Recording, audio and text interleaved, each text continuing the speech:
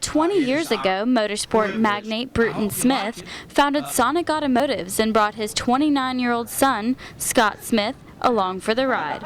After garnering hundreds of dealerships and building it into a Fortune 500 company, he is stepping aside to let his son run the company, at least publicly. And the succession we've talked about for years and years, and it just felt that it was probably the right time. But he's still extremely involved.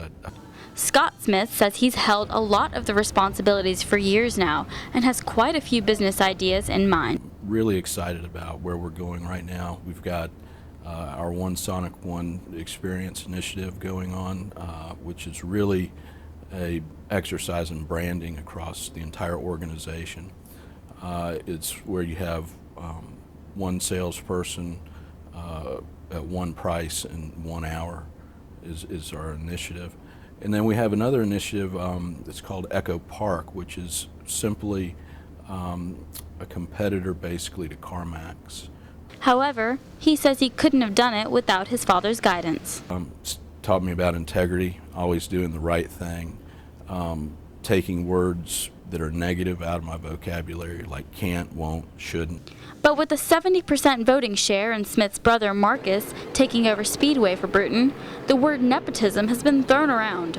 Despite this, Smith stands by it and says it gives them a stronger hold on the company's future without having to worry about chasing quarterly or annual numbers. I do like having a much longer, 10 and 20 year view of where do we want to take the company and make good decisions for the long term. Since going public, the company has faced government regulations that could affect growth. It is very expensive to be a public company just because of all the regulatory things that we've got to deal with.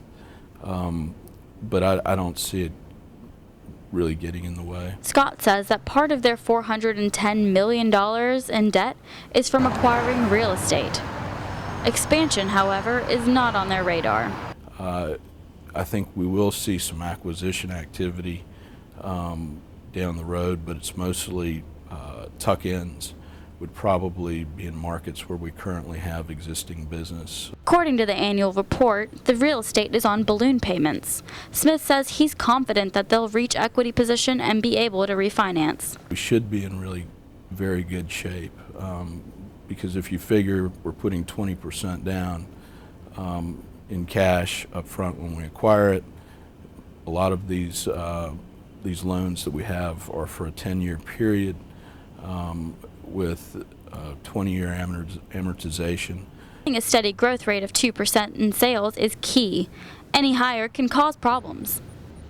What happens is you get overproduction and under demand, and it causes ripples throughout the entire economy, and generally are more recessionary. He hopes to take the company to new heights. I'd really like to see us double in size in the next, I'd say, 7 years. In Charlotte, Krishna Thacker, Time Warner Cable News.